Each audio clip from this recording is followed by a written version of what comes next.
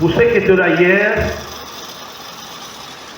nous avons parlé de la porte de fer dans le livre de Actes chapitre 12 qui s'était ouverte d'elle-même.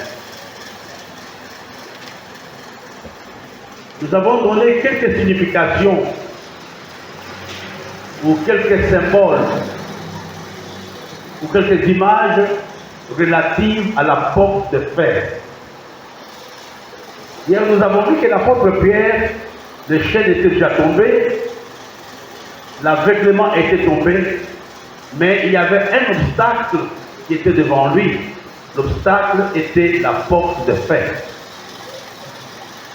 Nous avons vu que l'obstacle, c'était le tout dernier avant que l'apôtre Paul ne puisse expérimenter ou retrouver la liberté qu'il avait perdue. La porte de fer, c'est cet obstacle. Humainement parlant, n'a pas d'issue.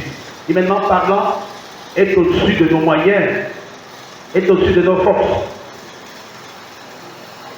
La porte de fer, c'est un défi qui dépasse la prévision ou la provision de Dieu.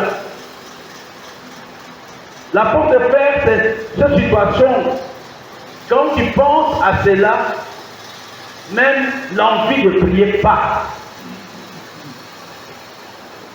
Vous savez, nous pouvons vivre dans la sainteté, nous pouvons être des hommes qui prient, mais il y a un obstacle qui se trouve devant nous. Et nous avons vu que par la prière de Pierre, par la prière de l'Église, l'obstacle était ôté. Il y a d'ailleurs même l'Église elle-même témoigne en disant que c'est son ange, parce que humainement parlant, l'apôtre Pierre ne pouvait pas sortir. Nous avons vu que c'était une porte qui avait plus ou moins 9 mètres de largeur et 8 mètres de hauteur. Il fallait au moins un minimum de 40 personnes pour pouvoir ouvrir une telle porte. Dans la Bible, il y a eu des gens qui ont été devant des situations de la porte de fer. Moïse est devant la mer rouge. La mer rouge pour Moïse était une porte de fer. Il fallait que Dieu lui-même intervienne. David devant Goliath. Anne devant la stérilité. Pour la porte de fer, il faut que Dieu lui-même intervienne pour que la porte s'ouvre.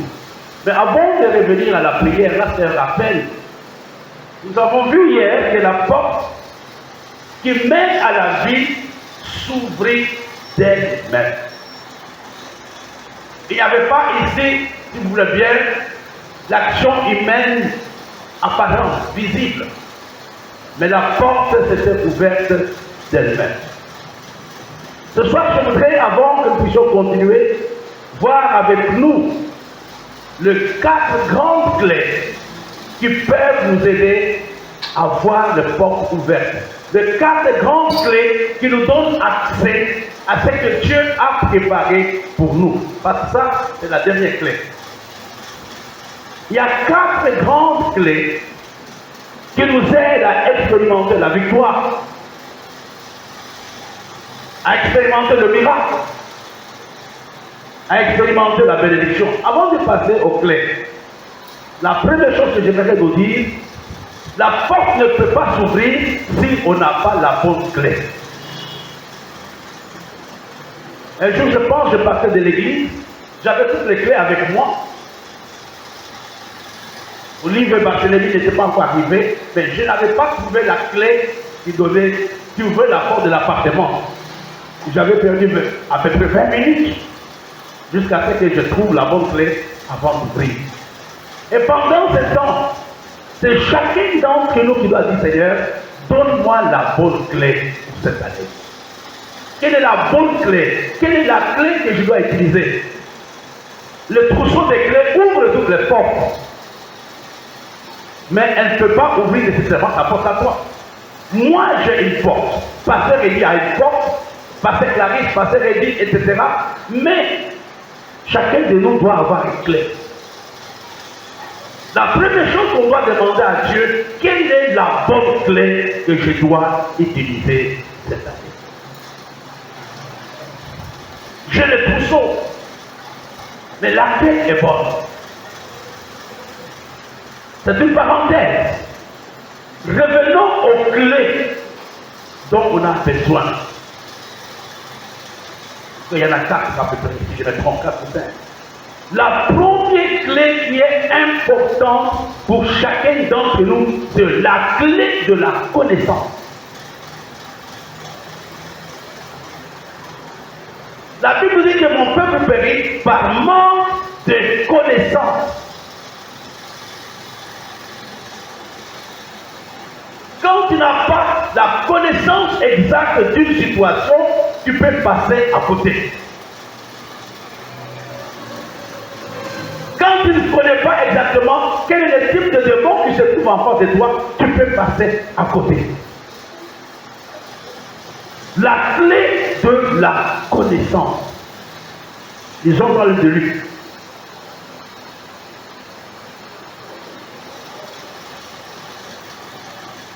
Luc, je crois, chapitre 11. Hein?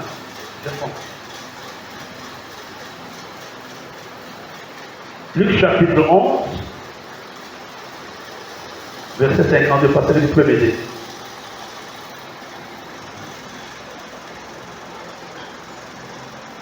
Malheur à vous, auprès de la loi, parce que vous avez enlevé la clé de la science, vous n'êtes pas entré vous-même, et vous avez empêché d'entrer à ceux qui le voulaient.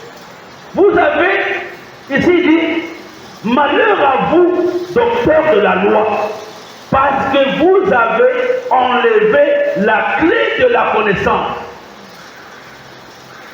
Non seulement vous-même vous n'êtes pas entrés, même les gens que vous dirigez n'ont pas pu entrer.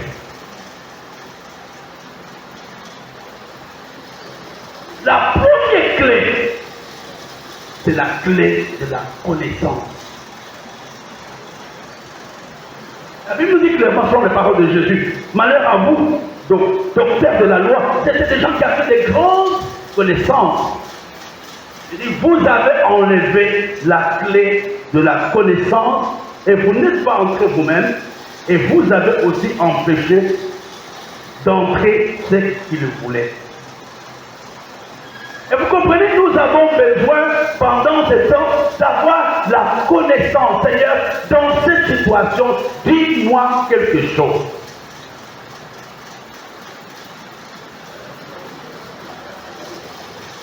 Dis-moi quelque chose. Peut-être le problème n'est même pas loin. Mais c'est la connaissance que tu n'as pas.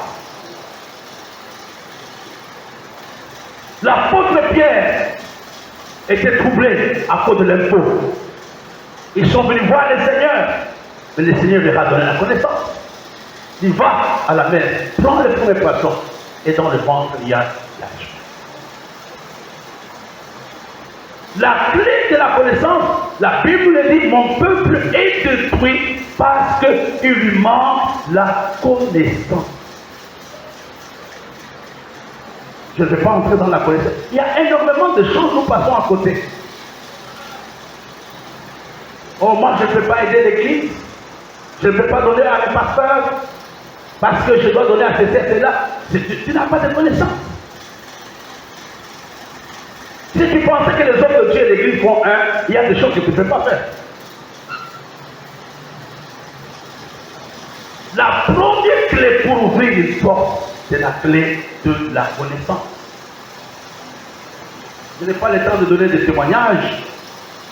J'ai déjà dormi sur le sol parce que je n'avais pas de connaissance. Les lits étaient dans la chambre, mais je suis passé à côté. À ma vie, j'ai dépensé de l'argent. Tous les jours, j'achetais des coca dans les distributeurs automatiques. Pourquoi? Parce que je n'avais pas la connaissance. Je ne savais pas que dans la chambre, il y avait un frigidaire où on mettait des coca tous les jours.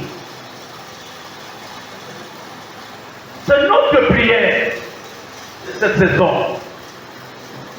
Seigneur, la connaissance. Il y a des situations où on peut passer toute une journée pour voir qu'est-ce que Dieu veut. Fais ça maintenant. Israël voulait bâtir par Israël, c'était toi, David qui voulait faire les temples. Mais Dieu lui a dit que non, toi tu ne peux pas bâtir donc 200. C'est ton fils David, Salomon qui va bâtir.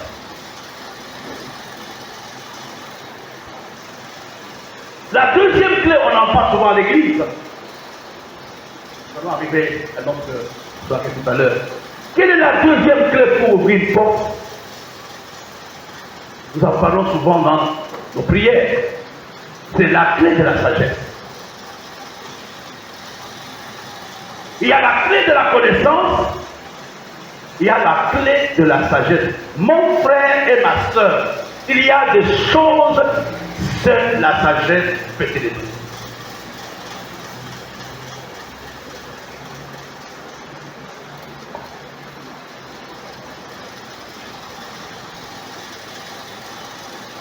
C'est la raison pour laquelle le roi Salomon, la première chose qu'il demande à Dieu pour diriger le peuple, c'était la sagesse. Et la Bible dit que cette demande avait plu à Dieu. Nous avons vraiment, pendant le pasteur Élie passant de la sagesse financière, nous avons besoin de la sagesse de Dieu dans tous les aspects de notre vie. La Bible nous dit que dans les livres d'Ecclésiaste, il y avait un homme qui avait sauvé une ville à cause de la sagesse. Il n'avait pas d'arme, mais la sagesse l'avait amené à sauver la vie. C'est notre prière. Il y a le manque de sagesse peut te fermer la porte au miracle, peut te fermer la porte à la bénédiction, peut te fermer la porte à telle ou telle situation. C'est la raison pour laquelle la sagesse est une chose importante. Il y a des gens qui ont la connaissance, mais qui manquent de sagesse. J'ai donné l'exemple, il y a quelques années, j'étais jeune pasteur en Zambie. J'avais un ami, le pasteur Kéris Makassa, qui était aussi dans la même ville que moi, qui était aimé par le gouverneur de la ville. Un jour, le gouverneur de la ville l'a invité, il a dit, en tout cas, quand tu passes à la radio, j'aime ta façon de parler, si tu peux venir me parler de Dieu au bureau. Il m'a demandé si je pouvais l'accompagner. Moi, j'ai refusé, j'ai dit non. Moi, je viens pas aller dans ces milieux-là. Il a demandé à un autre collègue pasteur, et le collègue pasteur était content. Il a dit, en tout cas, l'homme là qui filme avec la barbe, qui filme avec la, comment on appelle la pipe. Il a dit oui. Il a dit, ça sera la délivrance. Le monsieur a gêné, il a prié. Ils sont partis jusqu'au bureau du gouverneur. Ils sont entrés. Et le monsieur prie en langue. Il prie en langue. Le gouverneur les a reçus comme des amis. Il a dit asseyez-vous. Et le monsieur priait. Il commençait à chasser des démons dans la vie du gouverneur. Le gouverneur n'a même pas réagi. Il a juste touché les petits boutons. Et le protocole ou le gars du corps, on l'a pris, on l'a mis au cachot 4 jours. Et qu'est-ce qui avait manqué à cet homme? La sagesse. La sagesse peut ouvrir, peut t'amener l'argent. La sagesse ouvre toutes les portes.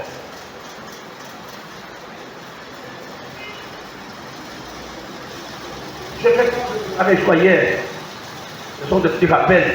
Il y a 4 choses que nous devons faire pour avoir la sagesse.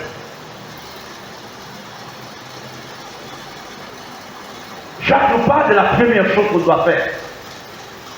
C'est la demander à Dieu dans la prière.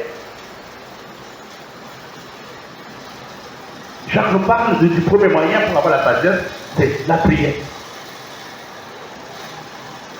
Le deuxième moyen, c'est dans le livre de 1 Corinthiens, je pense, chapitre 4, c'est les services de Dieu. Quand tu sers Dieu, Dieu t'accorde la sagesse, Dieu t'accorde la révélation pour les choses que tu fais. Il y a des choses que Dieu révèle seulement à ses serviteurs. Il y a des choses, moi j'ai écrit mon tout premier livre sur l'administration de l'église, je n'ai pas fait l'administration. Je suis de la formation. Ce livre a été utilisé longtemps à la JTL pour enseigner. Il y a des choses, quand tu sers Dieu, Dieu t'accorde la sagesse nécessaire. Je ne vais pas parler des hommes. Le pasteur dit, il n'est pas scientifique, il n'est pas infographe. Aujourd'hui, il connaît des choses informatiques, etc. Pourquoi? À cause du service. Même chose pour Clarisse, même chose pour Ben. Une fois, j'avais posé la question à Ben, mais où est-ce qu'il a pris la clé? Il a dit le même anglais qu'on nous a donné au Congo.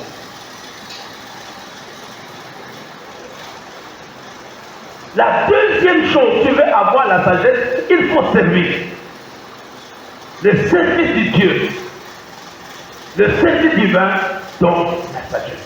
En fait, la sagesse, Dieu la donne aux hommes et aux femmes qui sont en action. Tout à l'heure, on nous parlait du plan. Quand il y a le plan, quand il y a un objectif, Dieu te donnera la sagesse nécessaire pour atteindre l'objectif. La troisième clé, c'est la crainte de Dieu. La crainte de Dieu est une source de la sagesse.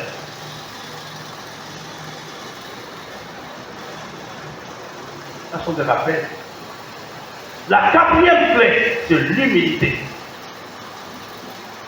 Et vous savez, deux fois, le problème sont difficiles dans nos vies, on n'a pas de solution, on ne sait pas par quoi commencer, on ne sait pas par où terminer, à cause du manque d'humilité dans nos vies. La Bible dit, Dieu résiste aux orgueilleux. Mon pasteur avait l'habitude de dire, les orgueilleux ne connaissent pas Dieu.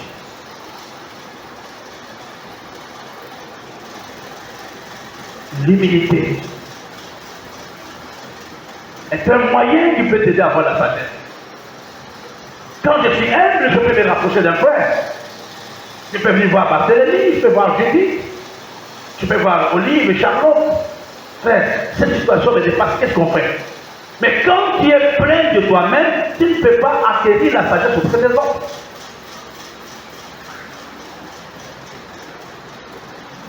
Et la dernière chose pour avoir la sagesse, c'est la pureté du cœur. L'état de mon cœur.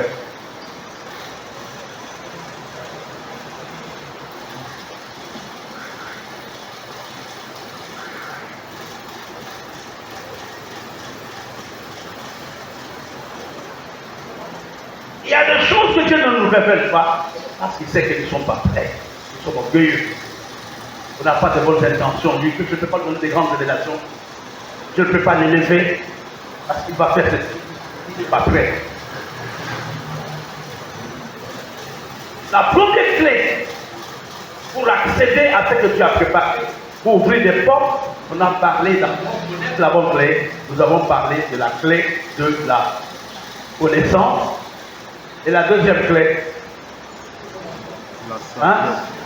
la clé de la sagesse. Allons dans de Matthieu, parce que c'est un sujet de prière. Pasteur Eliou, Pasteur Clarisse, aidez-moi. Matthieu chapitre 7. Nous connaissons ces versets tous. Matthieu 7, verset 7.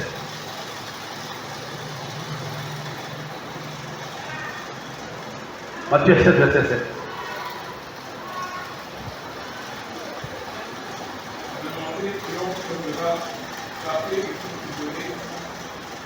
Cherchez et vous trouverez.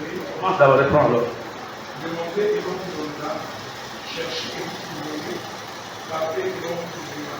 La Bible dit frappez. Frappez où? Frappez à la porte et on vous ouvrira. Qui va nous ouvrir? C'est clair. Il y a peut-être tout utilisé. Il y a beaucoup utilisé. Dit frappez et on vous ouvrira. J'aimerais qu'on insiste là-dessus ce soir. Ça fera partie de notre prière. Il y a des situations, quand tu n'arrives pas à entrer, tu fais comment? Tu commences à frapper. Les gens qui sont à l'intérieur ouvrent. La troisième clé, on va prendre un moment de prière par rapport à cela. C'est la clé de alliés. La clé des hommes et des femmes qui nous aident à entrer, qui nous aident à posséder. Frappez et on va vous ouvrir. Ce n'est pas toi qui ouvres. Je frappe, quelqu'un soit qui est à l'intérieur. Ouvre pour moi. C'est la clé de la faveur des hommes. La clé de la miséricorde des hommes.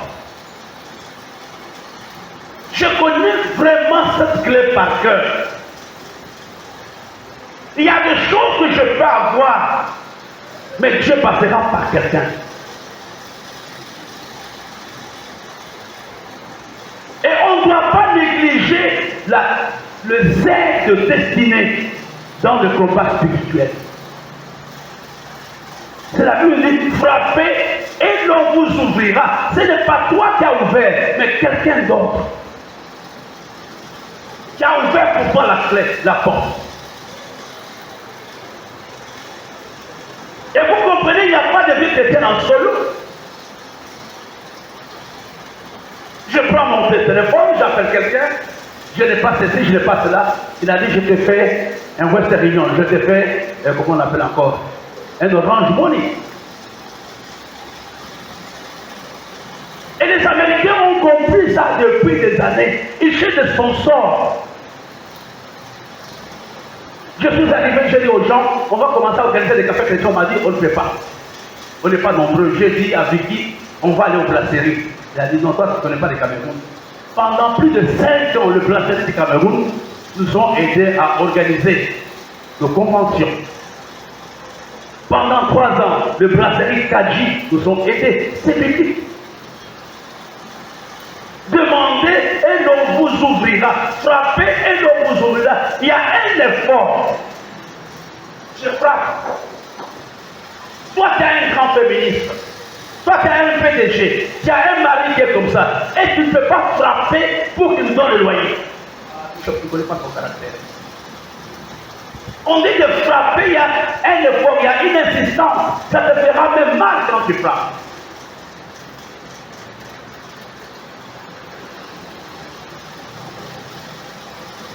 Nous avons négligé cette clé. C'est une clé peut-être qui est à notre disposition. Tout ce que Dieu attend de toi, c'est Dieu. Ah non, ils vont me juger, ils vont dire notre église. Non, frère, moi j'ai des problèmes, je ne sais pas voyager. Et tu ne peux pas faire cette stratégie, Bishop, je vais t'envoyer des billets. Même si ça ne marche pas, ce n'est pas mon problème. Je le fais pour Dieu. La Bible nous dit frappez et on va vous ouvrir.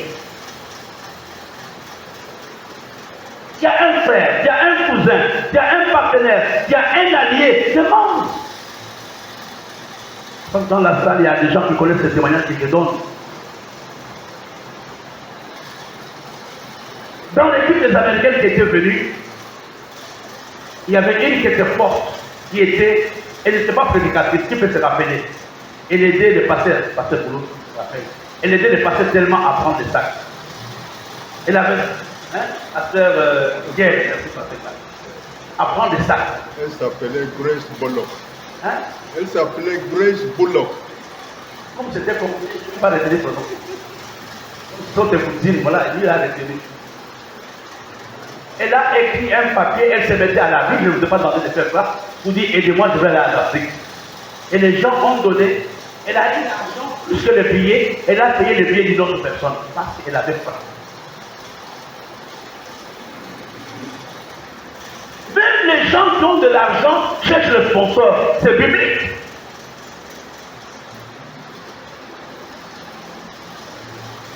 Tous les grands ministères que vous connaissez ont de partenaires. Des gens qui soutiennent. Offrande, pas offrande, ils envoient l'argent. Aujourd'hui, les gens en abusent. Regardez un peu pour le groupe de Facebook. Vous allez voir, si vous voulez donner votre don, même les gens qui n'ont pas de ministère, ils écrivent quand même. Ce n'est pas ça notre message. Mais notre message, c'est dit, Seigneur, donne-nous des hommes qui peuvent nous faire du bien cette année. Je vous dis la vérité, 1,2 million, ce n'est pas beaucoup d'argent. Et cet argent n'est même pas au ciel, cet argent est sur cette terre. Mais il faut connaître quelle est la porte qu'on doit utiliser.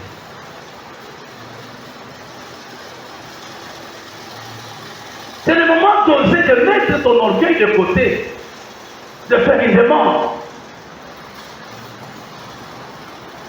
J'ai plusieurs fois donné des témoignages de maman de Thérèse qui me disait non, parce que tu ne connais pas les Américains, ils sont anti-Dieu. Moi, je dis mais essaie simplement, ça ne te coûte rien. On nous avait donné à l'époque 500 000. Je voudrais vraiment cette nuit que nous puissions nous accorder dans la prière.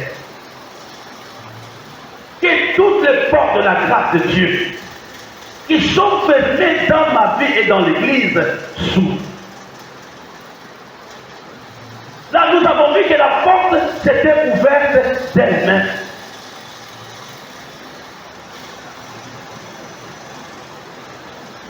C'est vrai, il y a des choses qu'on ne peut pas dire, non. On a ce qu'on appelle la pudeur de francophone, qui ne paye pas. Je vais vous donner un témoignage. Quand le pasteur, comment il s'appelle, Godwin est arrivé, je crois que Godwin peut se rappeler. Le pasteur Godwin est arrivé, son téléphone était tombé en panne. Et il ne pouvait pas appeler sa femme. Il me dit, on n'était pas nombreux, on était chez maman, il a dit. Il me dit, ah, Bishop Maui, je vais faire l'appel à l'église pour qu'on m'achète le téléphone. J'ai dit au pasteur Godwin, j'ai dit, mais toi, tu connais, tu vois les temps dans lesquels nous sommes. Qui peut acheter le téléphone ici pour toi? Il a dit que non, je te demande pas s'ils vont acheter ou pas. Moi, je veux ton apport. Et ce jour-là, ce n'est pas lui qui devrait prêcher. C'est moi qui devrais prêcher. Lui commencer le lendemain. Qui peut se rappeler ça? Il est arrivé dans l'église. J'ai prêché. J'ai bouffé le temps pour qu'il n'ait pas le temps de parler.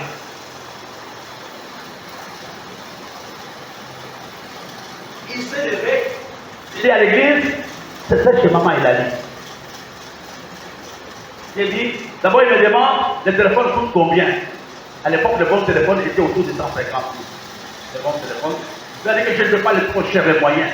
Moi, dit avec 90 000, tu peux avoir un bon téléphone. Il a lancé l'appel dans la salle. Il a dit, en tout cas, vous savez, moi j'aime ma femme, votre maman, je l'aime, elle me manque. Avec notre âge ici, on a besoin de l'affection, mais mon téléphone est tombé en panne. Si Dieu vous met à terre, aidez-moi à avoir le téléphone. S'il vous plaît, pas demain, maintenant même. Donnez-moi au moins mon téléphone qui s'appelle ma femme. Il est parti s'asseoir. Et les gens se sont levés. Venus commencer à donner. Chez maman, il a dit. Donner. Et nous sommes rentrés à la maison. Il avait l'argent de plus ou moins 3 téléphones. Il m'a donné 50 000. Il a dit, mais parce que c'était un crédit, je pouvais diviser par 2. Mais comme c'était un crédit, je te donne seulement 50 000. Il avait frappé. L'argent est une réalité spirituelle. Il y a un effort, il y a l'orgueil que tu dois mettre de côté. Il y a des choses que tu dois demander. Quand tu ne demandes pas, il y a des choses que tu ne peux pas venir. Il y a des rédactions. Il y a des gens qui peuvent te dire non, ce sont des païens. Et c'est le temple, pas le temple, le tabernacle dans le désert n'était pas construit avec l'argent des Israélites, c'était l'argent des Égyptiens. Non, moi j'ai mon cousin, il peut me donner, mais lui il est païen. Il est païen, je ne peux pas. Demandez et on vous ouvrira. Demandez et on vous ouvrira. Il y a des gens qui attendent que tu puisses demander un service. Il y a des gens qui attendent. Or, tu ne connais pas les hommes au Cameroun. S'il me donne, il dit voilà que je suis devenu sa femme. Nous avons parlé de la sagesse. Nous avons parlé de la sagesse. Je sais comment m'y prendre. Il y a des choses, mon frère et ma soeur, il faut que tu demandes aux autres. Il y a un temps pour demander à Dieu, mais il y a un temps pour dire à Dieu, mets sur ma route quelqu'un qui peut me donner aujourd'hui pour ma situation 1 million de francs.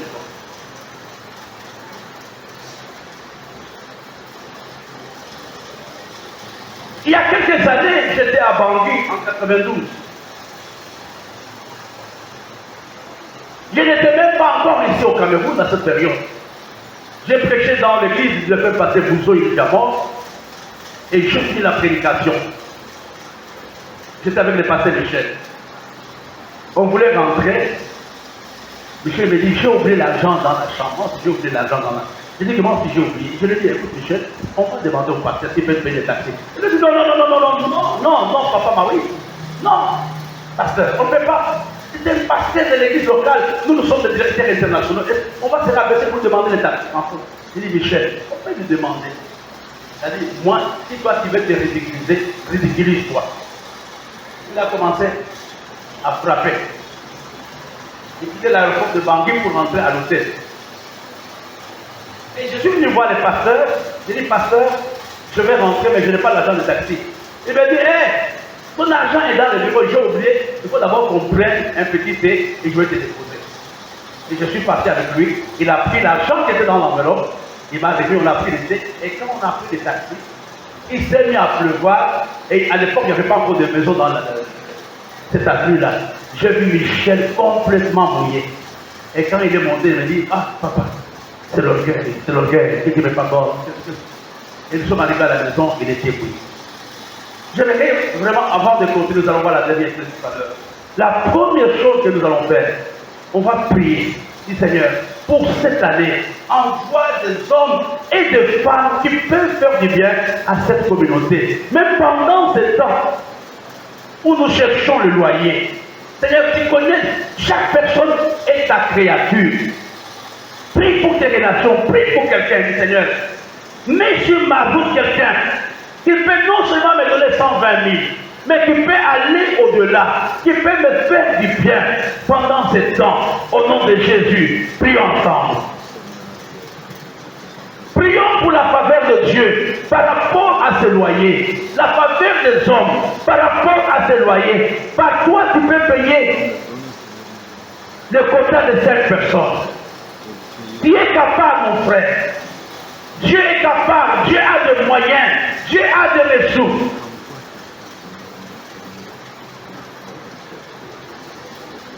Ce soir, il te pose la question, as-tu quelque chose pour payer? C'est à toi ce soir.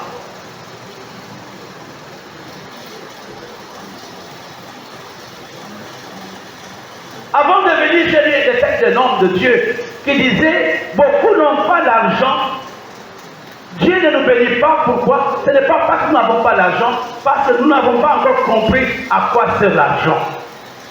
Tu vas dire à Dieu, Seigneur, c'est pour ton œuvre, c'est pour la gloire de ton nom que je cherche, que je me ridiculise, que je mendie. Au nom de Jésus, prions ensemble.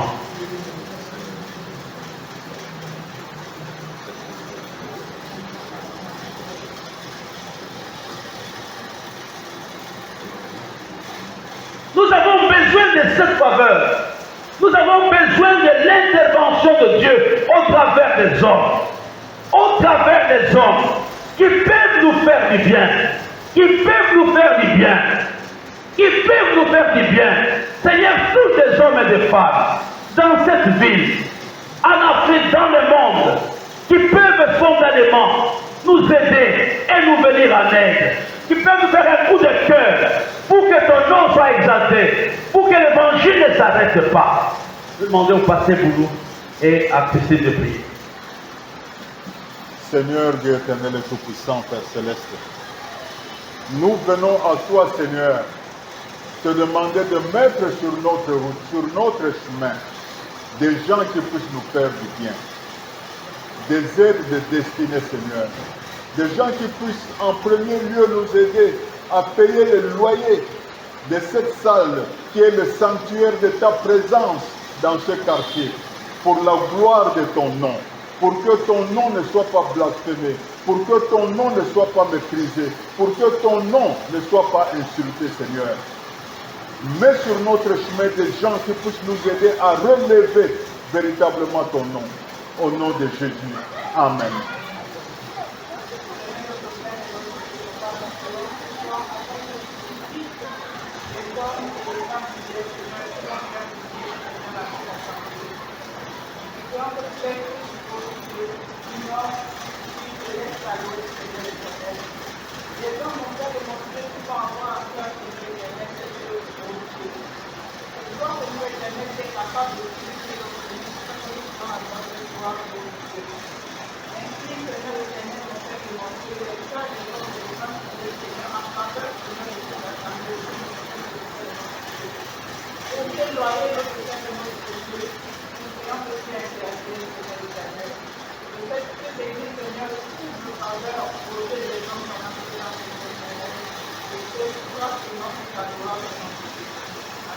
Nous sommes dans la prière. Jésus avait peut-être 2 ans. Mais les mages ont quitté le Moyen-Orient pour lui amener les trésors dans la petite ville de Bethléem. Nous allons appeler les trésors du Seigneur pendant ce temps. Glorifie-toi. Touche quelqu'un au nord, au sud, à l'est, à l'ouest, pour que j'aie de quoi contribuer, pour que j'aie de quoi relever les défis. Nous sommes devant la porte de fer. Dieu va agir. Dieu va intervenir. J'aimerais que tu pries maintenant du Seigneur.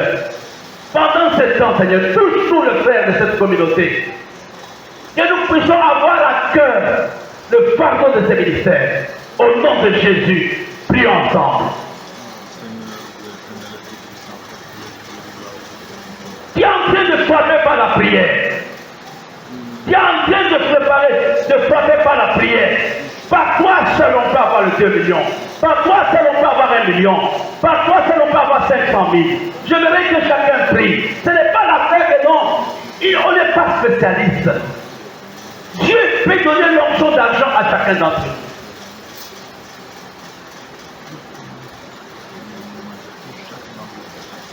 Demandez à Topin et à Charlotte de prier.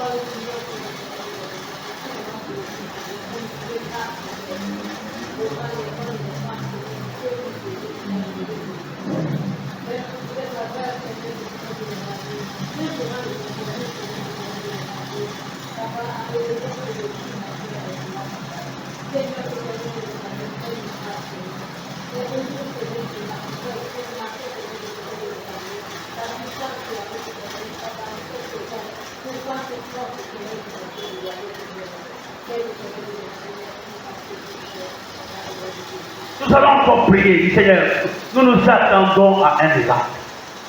Nous nous attendons à un miracle. Nous pensons que cet obstacle qui se dresse entre nous et l'argent doit tomber. Cet obstacle doit s'ouvrir aujourd'hui. Seigneur, opère un miracle. Pendant ces prochaines 72 heures, nous nous attendons à un miracle. Nous nous attendons à un miracle. C'est la raison pour laquelle nous sommes en train de frapper. C'est la raison pour laquelle nous intercédons. C'est la raison pour laquelle nous sommes à ton écoute. Josué avait parlé et le soleil s'était arrêté. Moïse avait frappé l'eau et l'eau, la mer s'était fendue en rouge, en deux. Ce soir, Dieu peut te révéler une parole qui va amener le miracle dans ton vécu quotidien, dans ton besoin. On va dire, Seigneur, glorifie-toi et opère un miracle. Et donne-nous pendant ce temps. Au nom de Jésus, prions ensemble. Glorifie-toi, Seigneur, mon Père. Glorifie-toi. Glorifie-toi. Opère un miracle. Je ne regarde pas aux hommes, je ne regarde pas à telle ou telle personne, mais j'ai mes yeux fixés sur toi. Père, opère un miracle. Pendant ces 72 heures, il y a un Dieu vrai. De la même manière que Pierre était sorti, de la même manière, il donnera une solution. Au nom de Jésus, au nom de Jésus, va s'éclairer.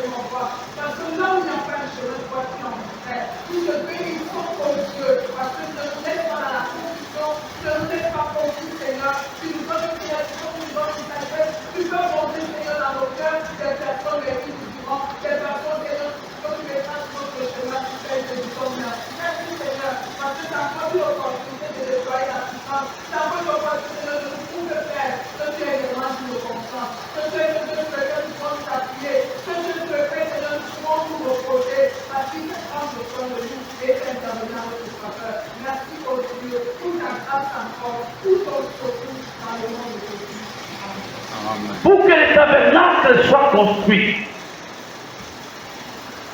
Moïse, par révélation, va dire à Israël que chacun demande à son voisin. Donc si tu avais un voisin pauvre, il allait te poser peut-être une bouteille.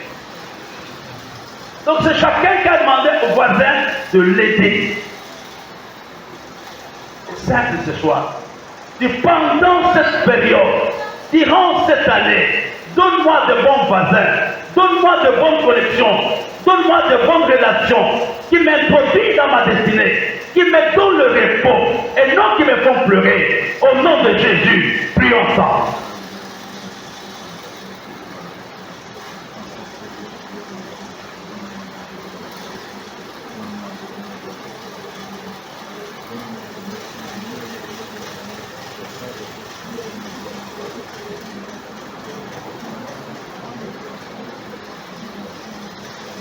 Prions pour ce sujet.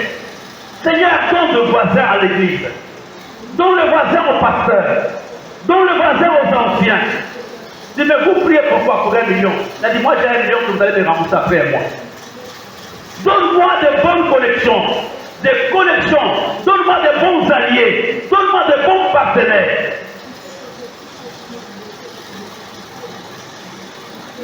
Pasteur, il peut prier.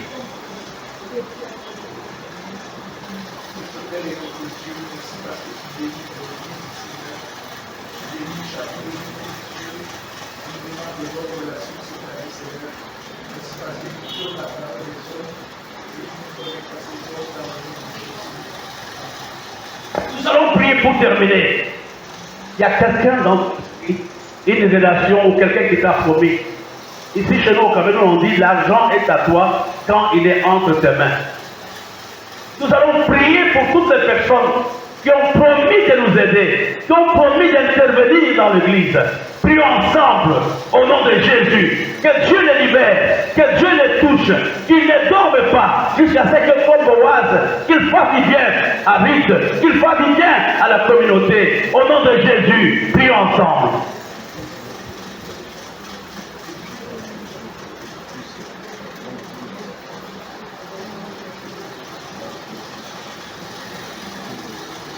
Prions pour recommander les cultes de demain, les cultes évangéliques de dimanche. On va prier pour cela et après le pasteur vous nous priera.